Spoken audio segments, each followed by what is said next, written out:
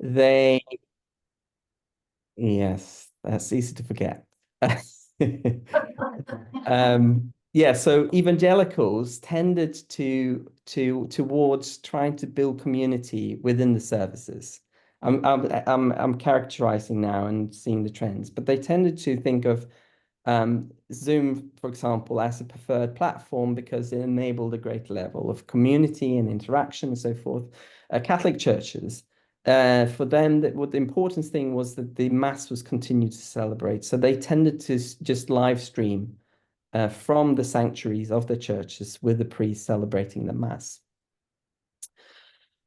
So I think that our brief reflection on Bless You Too, Robert, kind of illustrates this. And that is that we tend to react to technology out of a gut instinct and a personality and experience. And through our social imaginaries, to use Charles Taylor's concepts. So the claims that we made about the robot then are based on certain presuppositions. And these presuppositions are to some extent theological, or at least metaphysical. So to some extent, we are in these brief reflections already digital theologians. But beyond the task of meaning making and truth, theology relates to the question of motivation. To make certain claims about the world enables certain actions within it. So theological reflections on the Bless You Too robot soon moves from meaning and truth towards certain course of action. So for some Lutheran priests that I've encountered and recently talked about the Bless You Too robot, the robot itself was unable to bless people, for such a function is a function of the ordained. And presumably the action that would lead to, that would mean that they wouldn't install these robots in the sanctuaries of their churches. Now, if in the future we get to a stage where robots gain consciousness, maybe then the Lutheran priests might have to revisit this question. Others have argued that since God can speak through any material objects, even technological artifacts, then there's no principal reason why God cannot act through a robot.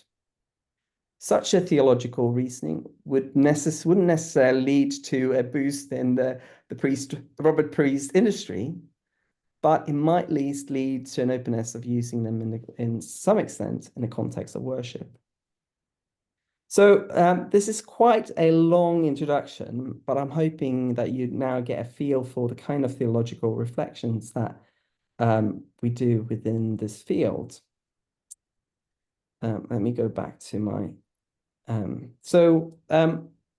I just want to briefly outline. So basically, what I'm trying to do here is to illustrate, rather than directly why we need digital theology, rather by giving a few examples illustrating how theologians have been thinking about this in some main areas.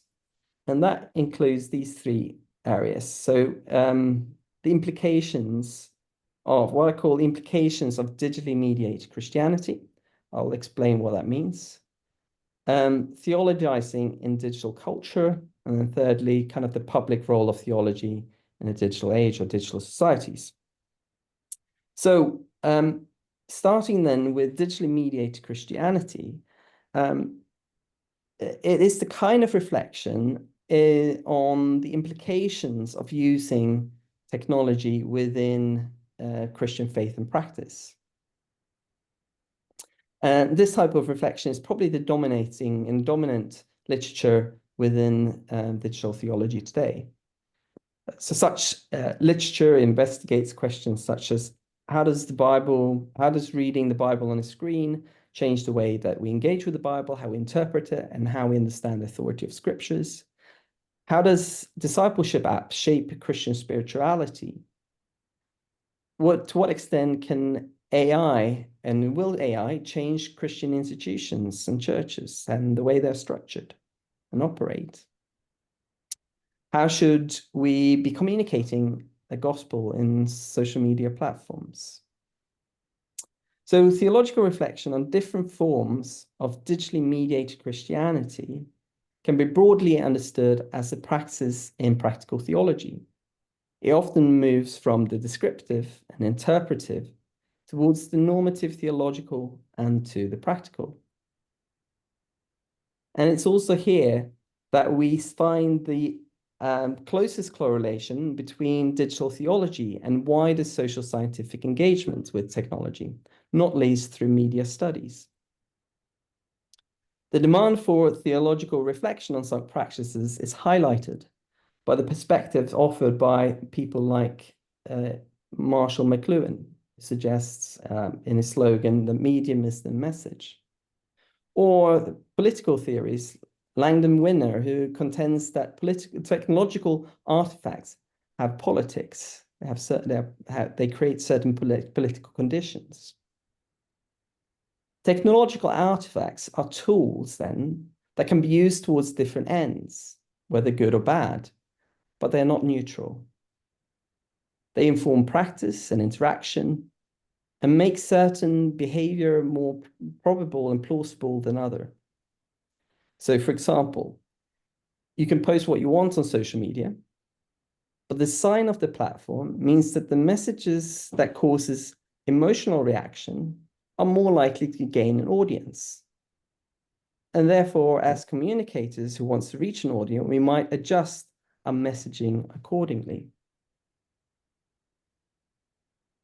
The social scientifically orientated subdiscipline of digital religion, so which is much more towards religious studies, has for decades researched religion and the internet, covering a range of topics, including topics such as online religious communities, how rituals change online, questions of identity and embodiment.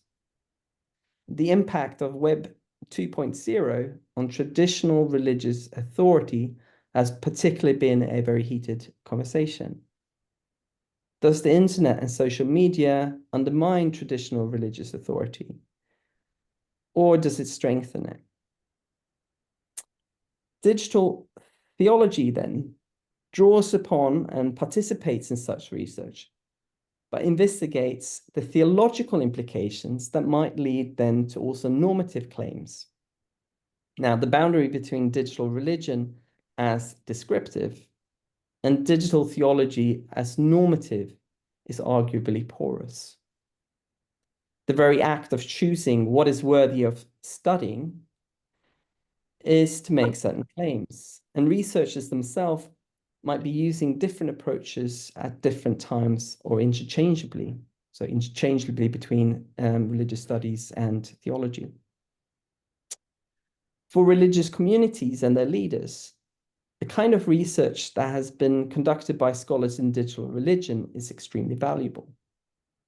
However, religious communities ultimately legitimize their actions according to their traditions and theological convictions.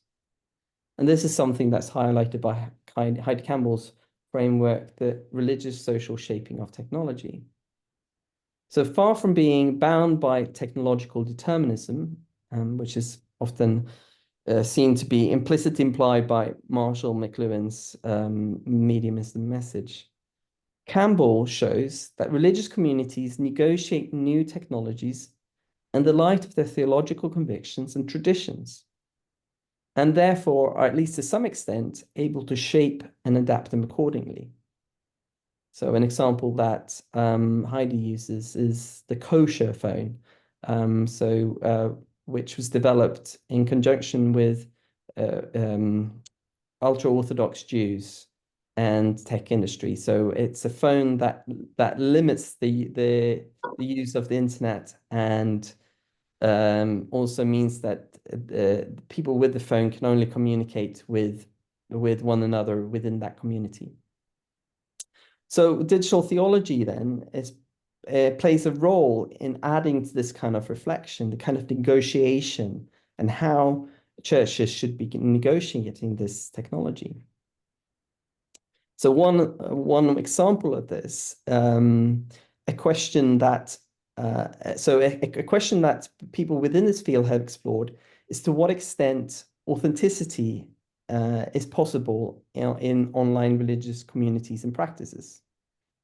And this is also one of the central questions for Lutheran theologian Dana Thompson, who addresses this in her virtual body of Christ. And here she starts with her personal concrete experience of unexpected support from online communities during a period of illness, to share her own kind of conversion story, to see that towards kind of seeing the validity of online communities as real and powerful and pastoral.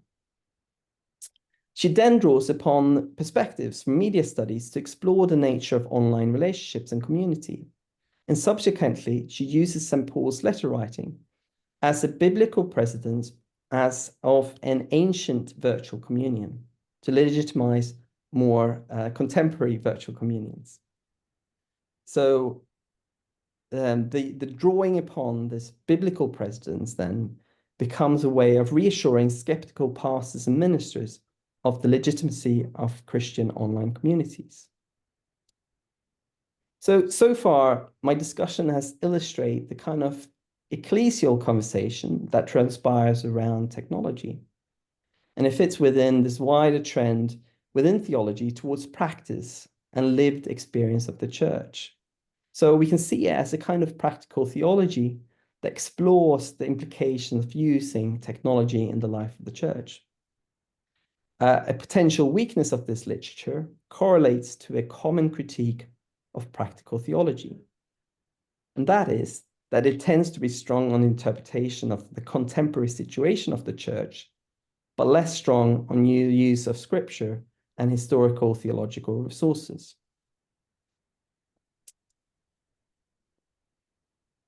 So whilst there is a healthy focus on such investigations upon the affordances, the possibilities of particular technological artifacts, it can neglect more existential, cultural, and ontological implications of technology.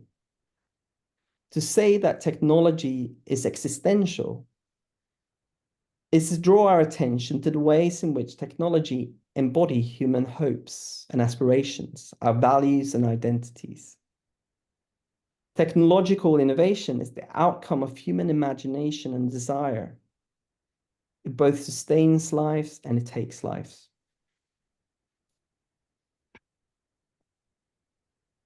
Another perspective that helps us see how technology shape how we view the world is Martin Heidegger's idea of enframing or Gestell. Heidegger argues that technology enframes the world as we see it.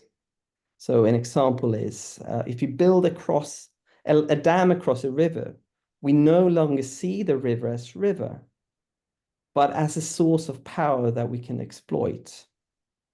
So modern technology, Heidegger argues, enframe the world so that we see it as a resource for our own exploitation. And so most of the time, this enframing is hidden from us. And therein lies the danger of technology, Heidegger argues. So from this, he argues that actually it's really important then to understand how technology enframes the world, so we can counter some of its dangers. The question is then, how does digital technology enframe the world for us? And so I suggest that that digital technology enframes the world, so we start viewing it through the lens of datafication. And today, especially with the demand for data to run AI application, data becomes a source of power and wealth.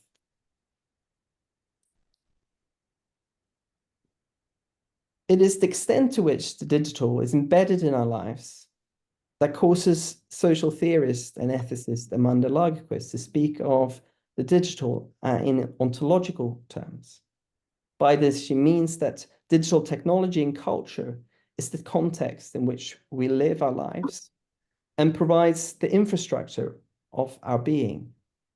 Technology then pertains to our very being in life today.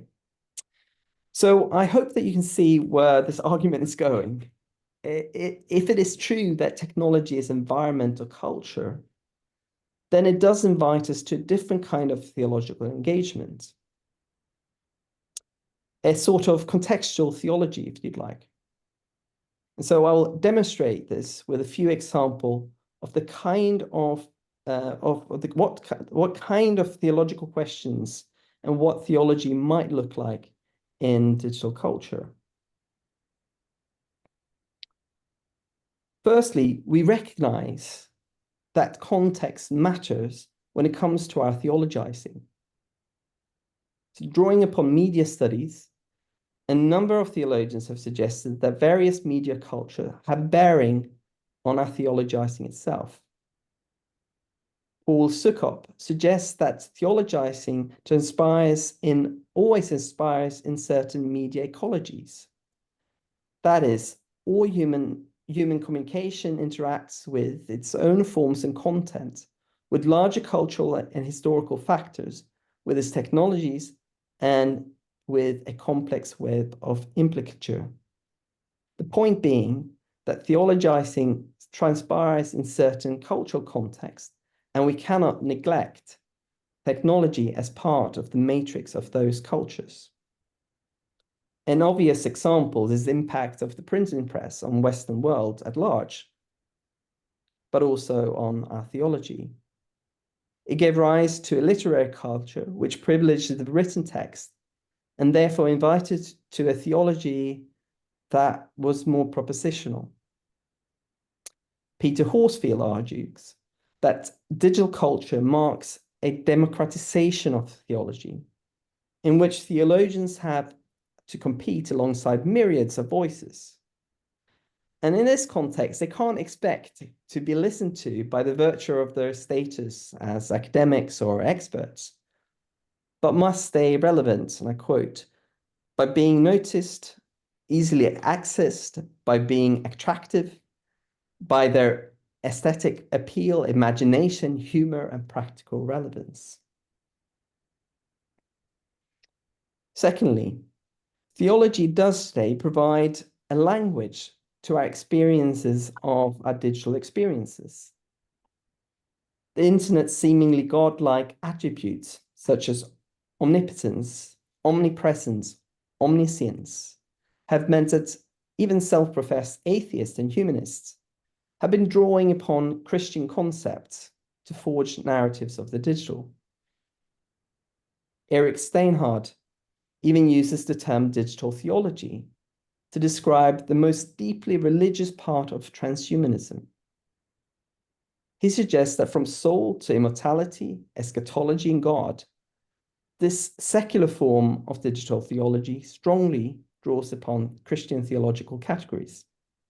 Yet he maintains that while transhumanism represents a distinct religious system, it is at the same time usually resolutely atheistic and naturalistic.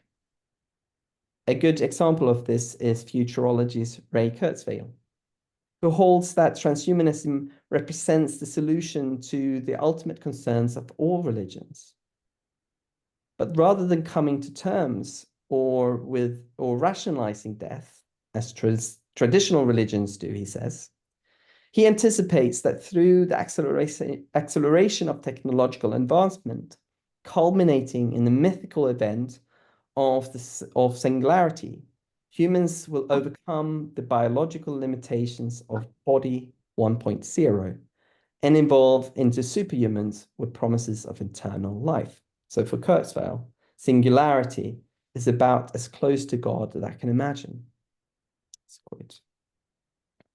This conception of technology, shrouded in the language of theology, could be understood as an expression of a lingering post-Christianity, which have no repercussions for real religion.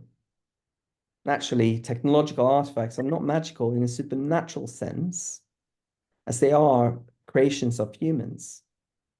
Nevertheless, the religious narration of digital technology do arguably tacitly shape our social imaginaries, by which the transcendent at least becomes more plausible and conceivable. And this can be illustrated by the tendency to ascribe moral value to technological artifacts that are anthropomorphized.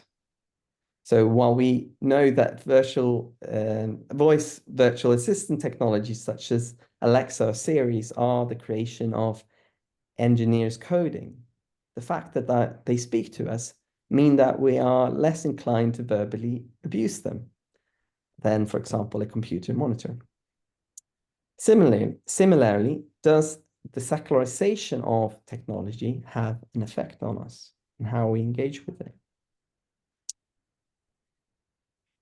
Thirdly, theological concept can be used to interpret the digital and shed light on digital phenomena.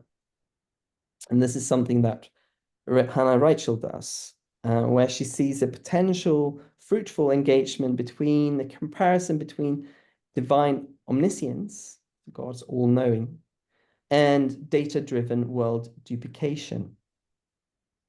The digital translates the world into data and thereby creates a mirror of the world of sorts.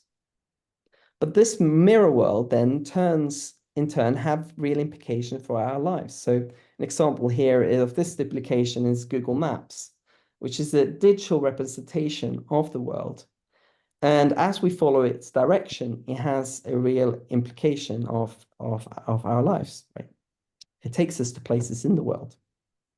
In the classic doctrine of God, God's omniscience means that all possible data is in God's mind. So this is another duplication of the world. But this is a perfect data duplication, which obviously surpasses the duplication of the digital world, which is full of bias and human misconceptions. So the fact is that Google Maps does sometimes take us to wrong places. What can then be learned from this comparison? Apart from recognizing the imperfections and bias of digital data, datafication is imperfect knowledge because it's only propositional. It consists of binary codes of 1 or 0. Compared to divine forms of knowing, this is reductionist. God's knowledge is personal and relational. In this sense, digital knowledge can never be complete, and theology in this sense guards against some of the optimism of the technophiles. Digital knowledge is always limited. And this is one of the reasons why we might remain skeptical of the kind of postmodernist dreams that one day we will be able to upload ourselves in some supercomputer. So I've argued that digital theology entails a reciprocal conversation between digitality and theology. Digital technology has been disruptive in many spheres of society, and this is also true for Christianity.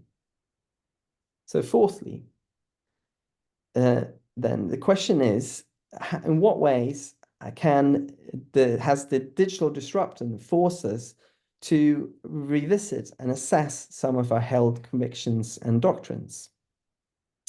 Well, just a few examples. Through the experience of live streaming services during the COVID-19 pandemic, churches have been asking ecclesiological questions about the nature of church. What does it mean to be gathered? What does it mean to be present with one another? And in what ways does the digital showcase, actually in some case, limitations of gatherings in church buildings? The rise of AI raises questions about the doctrine of creation, theological anthropology, and what it means to be human. So, for example, for the church fathers such as Augustine, the imago Dei and human uniqueness was located in human rationality. But what happens when the machine, at least to some extent and in some limited task, rationally outsmarts us? Are there other theological anthropologies that then are better suited for us to help us engage in this context? So digital theology then is this kind of reciprocal conversation which returns to scriptures and tradition to ask these questions afresh. Fifthly, concepts from digital culture can be used as metaphors to illuminate the faith.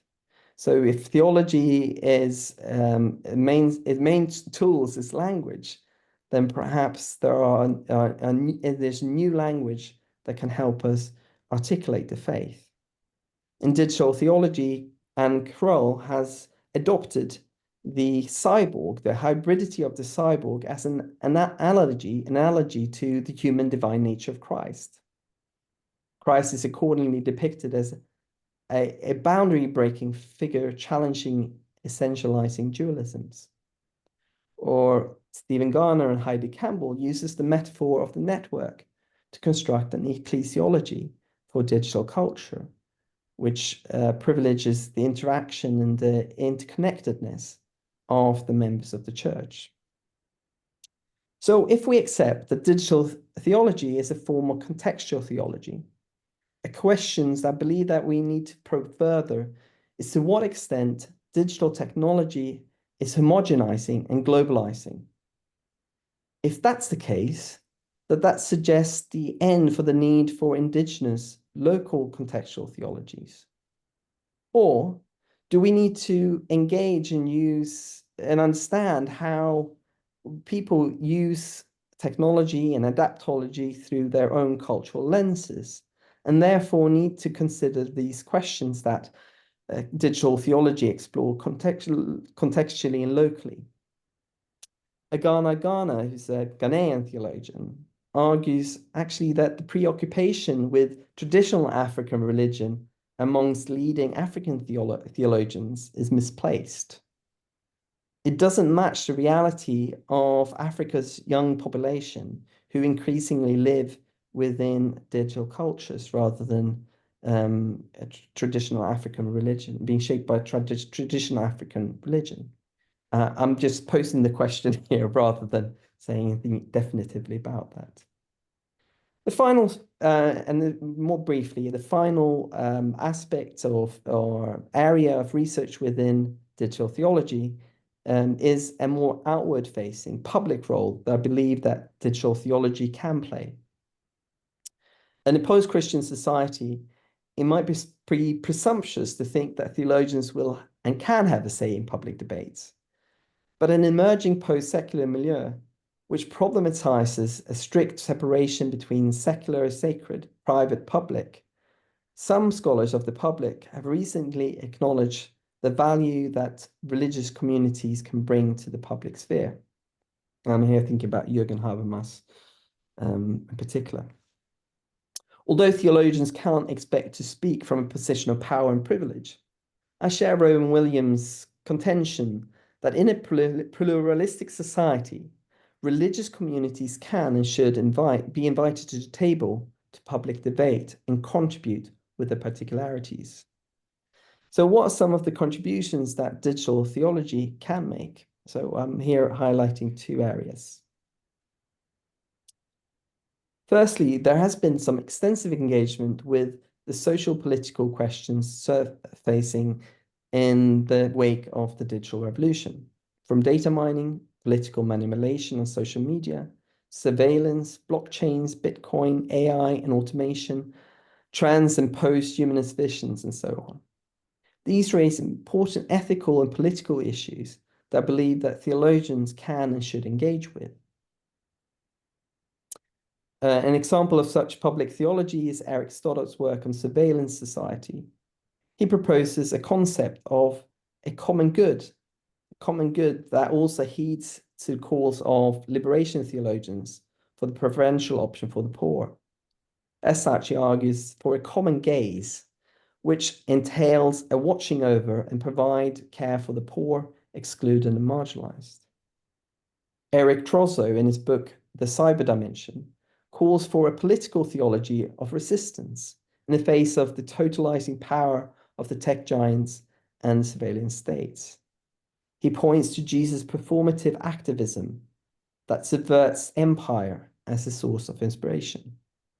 And increasingly, theologians have sought to engage in ethical conversation about AI. It is interesting that the Vatican managed to get many of the leaders in the tech industry to sign up to its 6 ethical principles in Rome's call for AI ethics. Secondly, theology can contribute directly to the design process of digital artifacts. A number of business leaders within the tech industry have acknowledged that they need assistance from ethicists and philosophers. Eric Sutunen and Ann Cooper at Tutor University have recently published a book on digital theology from a computer science perspective, where they argued that there's also a role for theologians in the design process of technology. Starting from Paul Tillich's method of correlation, they argued that theology can be part of the design process of digital artifacts that can offer solutions for theological and existential challenges. So I've tried to provide a brief overview of digital theology, some of the key areas that research has been going on, and some of the approaches and some of the methodology. I've sought to show some of the breadth of engagement, its interdisciplinary nature, and the particular contributions that have been made. So rather than offering a direct apologia for digital theology, I've sought to demonstrate its importance by showcasing the kind of reflection and work that it entails. We're all acutely aware of how deeply our lives are intertwined with digital technologies today. We spend long hours in front of screens. Surveillance technologies monitor our every step, and smart technologies are embedded into other technological applications, and they're all around us. The digital is a significant component of the environment in which we live our lives. So the question is not so much how should we harness the power of digital technology for the purposes of spreading the gospel, which seems to be the main focus of evangelicals, or whether we should use this technology in this way or that technology in another way. These are not immaterial questions, they're important questions. But my point is here that regardless of whether we use digital technology or not, it is still part of the environment in which we live. Therefore, a more important question is how do we live faithfully in digital culture? So in the end, perhaps it's for the sake of deliberately reflecting on this particular question that we need digital theology.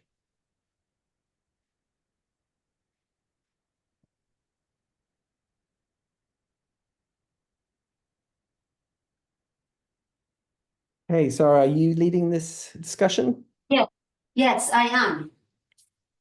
Thank you so much for this very amazing, very interesting, actually, talk. And I hope that opened lots of discussions and lots of dialogue, and also further interest into digital theology. Jonas, you and I and many of our colleagues aware of the fact that, especially within the evangelical churches, they are interested in using the tools for evangelism as a tool for evangelism. But it has been so difficult to create an interest on digital theology, on the theology around technology and all these things. For example, let's say, even for example, in our session here, we still have some number of our own scholars outside, yet it didn't really create interest to come in to find out what it is that. And why is that? Why is that so difficult to generate that? For example, from my own point of view, I believe, especially with the way our world is moving towards more advanced technology, not only in the communication, but also in healthcare, in weaponizing, using AI and so forth. And every single minister in the church, they should be equipped with digital theology, with theology and technology. And as you ended your talk on how to be faithful in digital environment, why is that? Why is that so difficult to encourage our fellow Christian scholars into engaging in technology, digital and theologically, and in the digital world? I can only speculate, Sarah. I think partly it's a lack of appreciation. So it's curious because on one hand we can recognize the radical changes that social political changes that we are seeing through digital technology today, right? I think we can all recognize it's there. But yet the idea that technology is just tools, and 100% technology is tools, but tools are never just something that we can use to different ends, right? And I think that's a particular, especially for evangelicals, that tends to be the default. So if technology is just tools that we can use to different ends, then what we got to figure out is just how to use them well, like how do we use them to maximize what we want to achieve. So Sarah and I, we were recently in Seoul for the Lausanne Congress, and there was a strong emphasis on digital there, and it manifests itself in different ways. But as far as I know, there was no book exhibition. At least I didn't see it there. But what they had instead was an exhibition on digital ministries. And walking around these digital ministries, there was a lot of people engaging in online evangelism. Some are developing AI for the Bible. Some are building environments in what's the game? Minecraft. Right? And so a lot of really interesting uses of technology. But you ask them, have you thought about, well, what does this do for the church? How does it shape us? How does it form our discipleship, for example? What are the ethical questions that we need to ask about online evangelism, for example? They haven't really thought about that. And I think partly it's also a difference from maybe our traditional churches, which are much more used to thinking liturgically about material objects. And so traditional churches, they're much more aware, for example, of how their church buildings communicate a theology of sorts, right? So the very architecture of a cathedral, for example, is designed to seek to point the worshipper towards God. And so there's already the awareness of how technology in that way shape even things like worship. And I think that kind of the word focus, so the scripture focus in evangelicalism maybe makes us slightly blind to the importance of material objects. Thank you, Jonas. Okay, if any of you have a question or comment, the wonderful people on the Zoom, please do use at the bottom of your screen and raise your hand. I will call you and unmute yourself. And the people here, please raise your hand, and we will ask. I will call you to ask your question. And now we have a question from our room. I'm not really having a question. I just want to make a response on what we've learned today. In my own observation, I don't think we have reached there where we can use robots and other things to replace our service for God as humans. And I think that is a third step, because I think that humans need to use the digital space to serve God, not to leave the digital space to replace man. to serve God. Therefore, to me, I think we have not reached there yet. Okay. Yeah, I mean the whole a part of it is that the whole tech industry, and it's going to sound Marxist, is built upon capitalistic presumptions and is driven by that.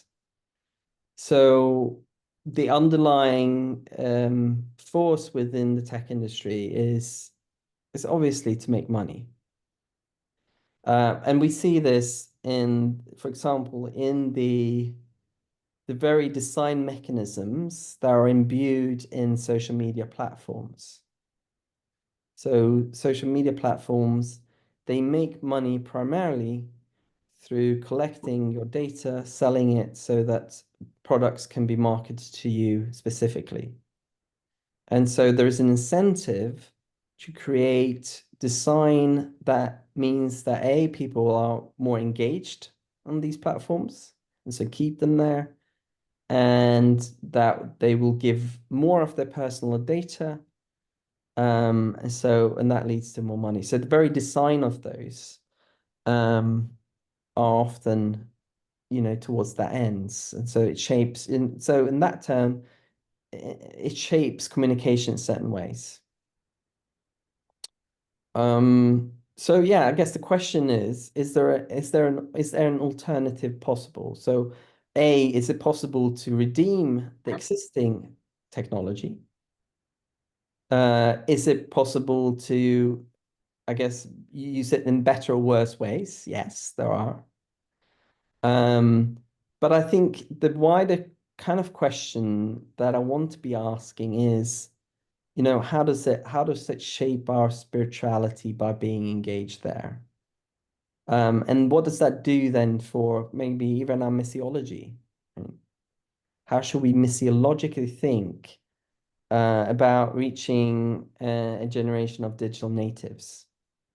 Sorry, that was a long response. Yes, we have one more question here in the phone. The Zoom, we haven't got any questions on it. Yes, please. Yeah, thank you so much, Johannes, for this very interesting. I'm sorry I came a little bit later. I was having a conversation with a student about their research.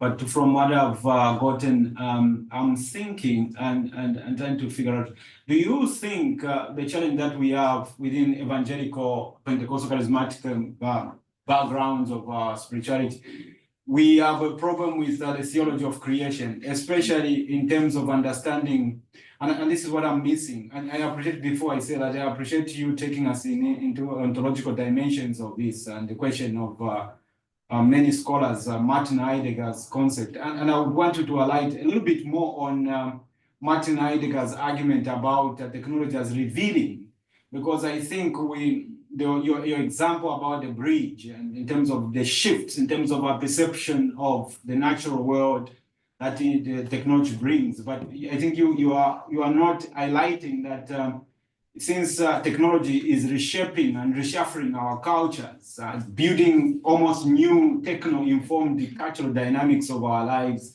that would mean that in fact technology is not just revealing something about the natural environment, but perhaps something even about ourselves as human beings. And I want to hear a little bit about the theology of humanity in technology, because I know you are focusing on how we should live, but then the problem is that who is the how into this process? Because the how, if technology is shifting, that how, then means that we are actually dealing with a new how in this process of technologizing and into that. So I would like to hear, but also connecting to that, I think zeroing in the theologies of creation, how technology is shaping. Myself, I've written on the idea that I was viciously criticized when I worked on a paper called Always Already Created, which I published with Theology and Science. And I was looking at Pentecostal theology of creation within African context.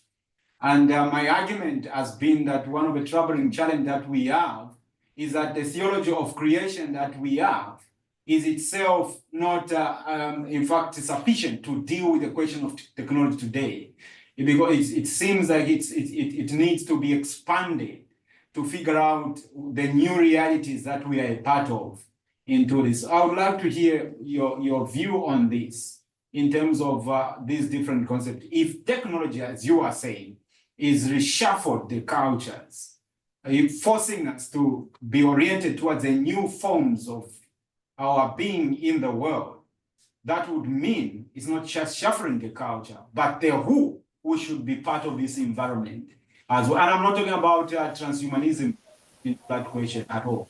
I'm talking about the actual human, you and I. Okay, can you explain to me a bit more what you mean by we are? You say that your concluding argument is that technology is shaping how we should live in the world. And then I'm saying that I think it's more than that. It's not just shaping how we should, but it's shaping even us in terms of our being in the world. It's revealing something about our own probably defectiveness or our own inadequacies or what we should be into that processes as well. Okay. Or it's doing something much more into Yeah, so I think that's where I also would say that the technology is ontological. So I don't think we're too far off each other. I would probably start with a doctrine of creation that invites us to think of human creativity as something God-given.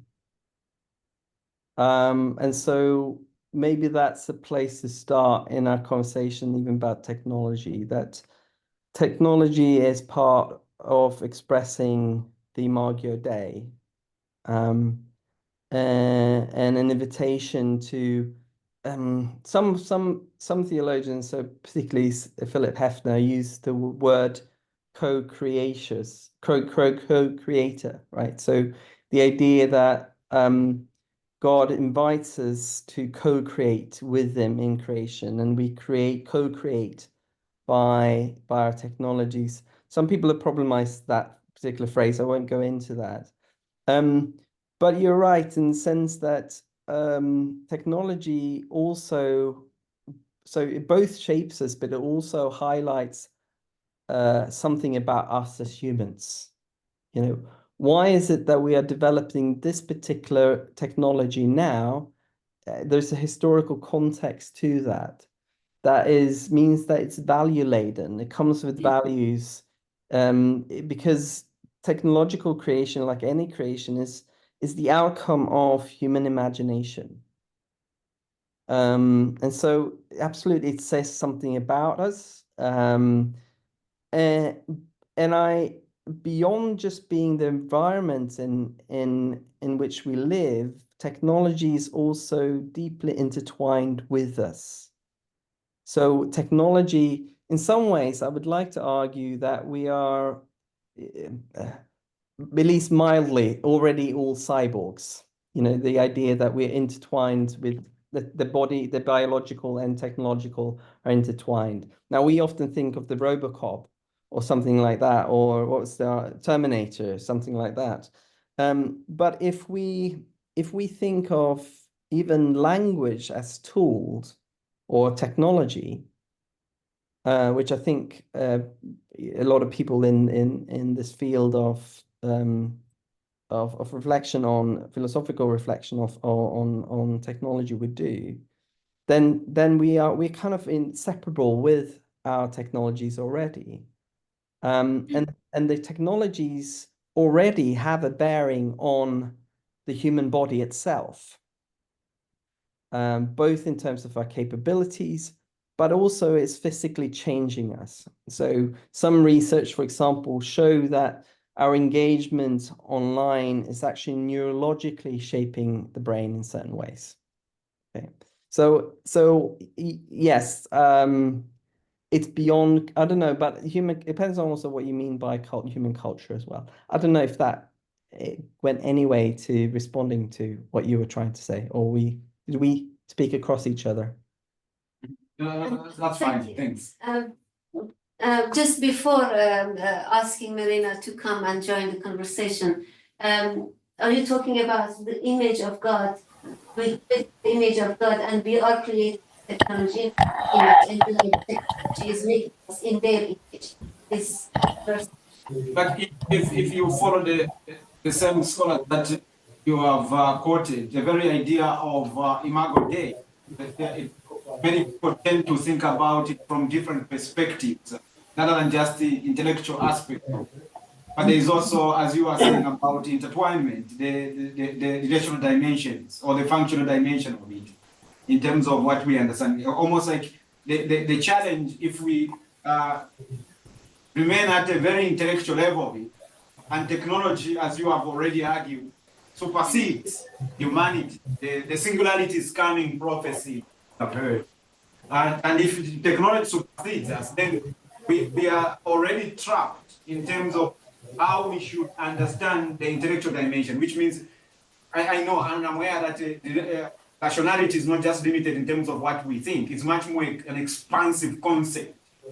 So then to what extent we need to deal with that as well. And I'm just saying, I'm not saying we should respond. I think I'm agreeing with that we have a lot of work to do. Probably our theology should not even be thought through the frameworks that we are using now, but through the frameworks of technology in terms of our very existence as already intertwined with technology. So we cannot think outside it. And to do that, then we are looking at it. But we are also not going to lock ourselves in the box of it. We have to be much more nuanced in terms of what we are doing here. Thank you. Marina, would you like to? Yes, thank you. Very, interesting presentation. And I mean, like some of those who have commented and asked questions have already raised some of the questions or comments that I would like to make in perhaps in different way. I would say that we are now living in a post-digitized world. That is something that I think everyone is aware of that, because we cannot do without digital stuff, technology. We are already there, whether we like it or not. So so I feel that there is a whole lot of things that we need to do in order to adapt. How do we make use and produce knowledge and use such digitized assistance? And I think as a Christian community, as a church, as an institution, theological education, we need to be aware that our theology, using all this technology and being in this context, our theology itself changes. Talk about theology, talk about, what do you call rituals, practices, ecclesiology, everything has to change. It's not just about, you are now using technology and you are now replacing your blackboard and whiteboard with a screen. So there is a need to really understand how do we communicate, how do we practice our faith, rituals or whatsoever in a way that is meaningful, not just replacing it. Because so I think this is a situation where it's not about replacing and learning how to use technology, but also trying to understand and grapple with it theologically. So that's what I find interesting, and what I enjoyed in the discussion that we have been having. So can you? So I'm a bit. What do they say? I'm still a bit unclear, because I know we are in this situation. We cannot avoid it. So there are good and bad. So what would you say would help us to be theologically equipped in order to communicate with those around us in our respective role as theological educator, as a pastor, or as a counselor? Because all those perspectives need to change as well. Okay, so I think that to begin with, and I think we recognize this, actually, that our mode of education needs to change.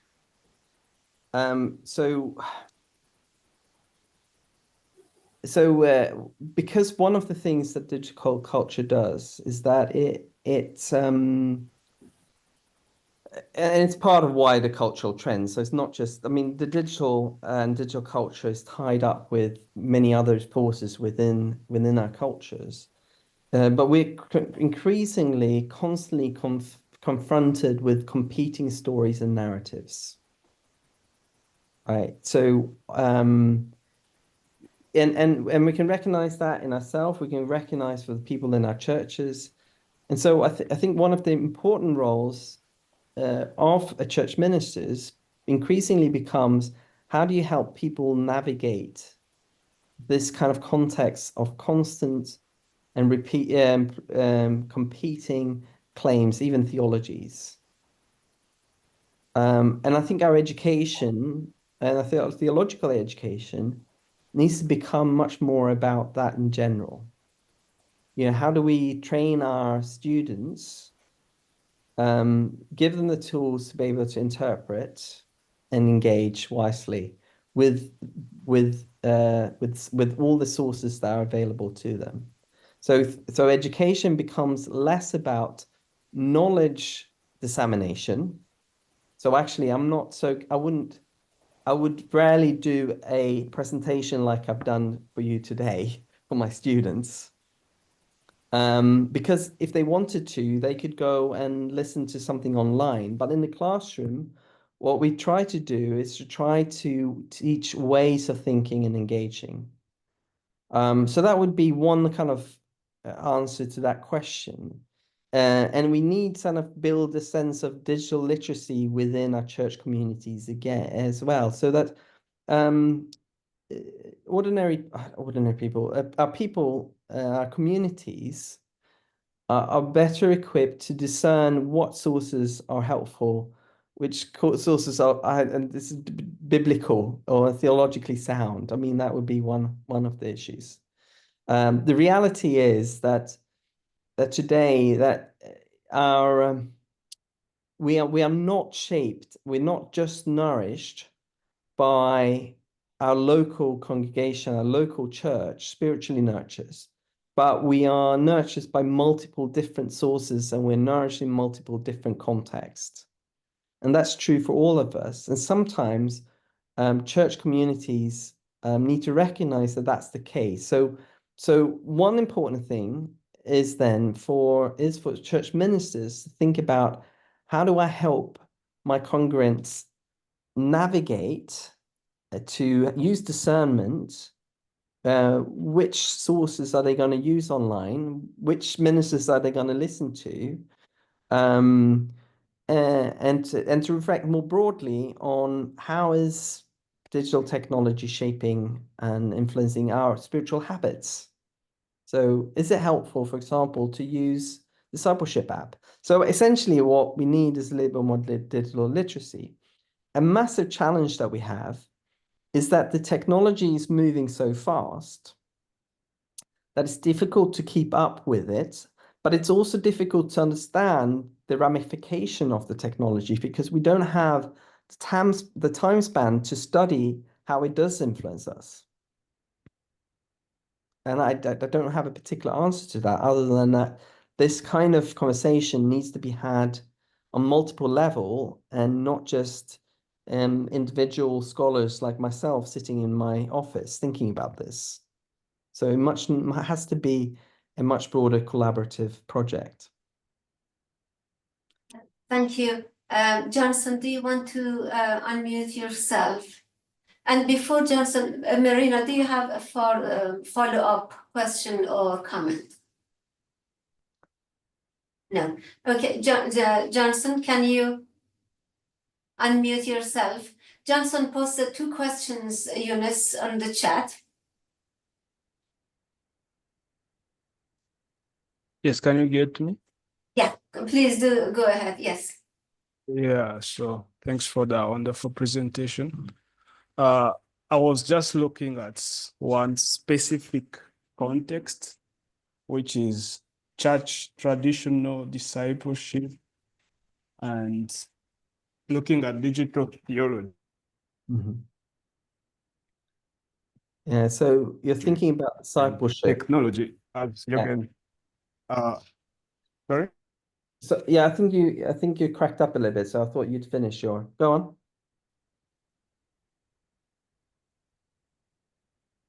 Please carry on. Jonathan, do you have, Hello? yeah, please do go ahead. Yeah, so as Jonas is saying that this is revolutionizing or revolutionary. So I was just asking, considering that this is something we can no longer deny in the church, what can be the impact of virtual fellowship, virtual engagement on discipleship in the setting of local churches? Looking at Africa now, where many people don't have access, but we can say that in urban area, technology is thriving, but the impact of this virtual fellowship on discipleship, which is very traditional. We are used to one-on-one discipleship. I had someone mentioning, what can a counsel do practically when we have these trends? How can we be trained to now take over this on that level?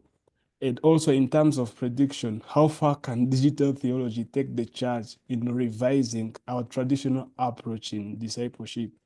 And can we say with this that the early church fathers' legacy is safe?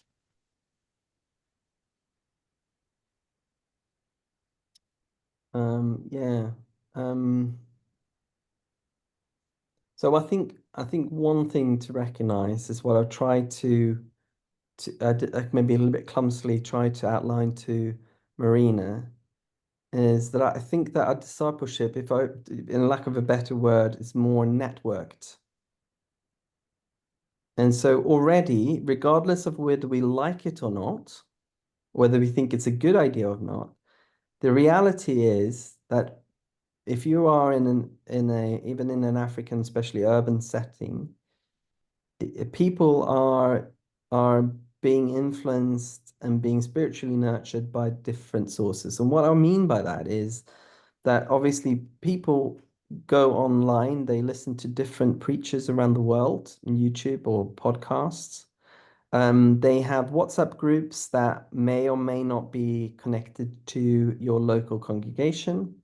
They might go to conferences in different places. So it's not just digital technology, but go to different conferences, different settings. They might be moving, so they move from one local church to another. They might be doing Bible studies online on Facebook with a number of different people from whether it's local or whether it's national or international, and so forth and so forth. So I think that's the reality. That's what, in some ways, digital culture does, is that it provides individuals with lots of different sources of engagement. Discipleship apps as well. It's quite common now, right? So the question is then how do we disciple? That's the reality. So what do we do with that? And my point is simply that we need to then, if that's the reality, I don't think we can stop it. The positive aspect of that is that it does strengthen the global church. We can have interesting engagements, studies, theologizing, prayer across the globe. Negatively, it may weaken the connection with local congregations. But increasingly as well, local communities are using digital technology to strengthen the local community. So, they advertise things online to be able to tell people what's going on in the churches. Lots of people remain in contact through WhatsApp groups throughout the week, which means that church is not only for Sunday, but throughout the week. So, yeah, I don't know if that answers your questions. I think discernment, guidance on helpful, good resources, conversation about using those resources, maybe bringing them into your churches, exploring what they're saying. I know that there are lots of influencers within the Christian spheres, thinking about what are they saying? Are they communicating something that's helpful, that's faithful to the gospel, and so forth? Thank you so much. I think with that response, we are coming to the end of our lecture today. And Jonas, thank you so much for giving us this very thought-provoking lecture on digital theology. Please join me to thank our speakers. Thank you for having me and for your interesting questions. Just to remind you about the next week lecture again is Dr. Kamsan Tan is talking about Christian conversions and multi-religious belonging, mainly focusing on the Hindu background Christianity. And the following, if you are still interested in, and especially Johan Johnson, and the following week, not next week, the following week, we have another lecture on AI and the missionary task of the church. Please do come back if you need to more to have an understanding on what is the missionary task of the church is in this within this technology and the AI revolution or whatever we wanted to call it. So with that, I would also thank all of you to come and attending this lecture. Thank you, and that we end our end of this lecture. Thank you, Jonas. Thank you.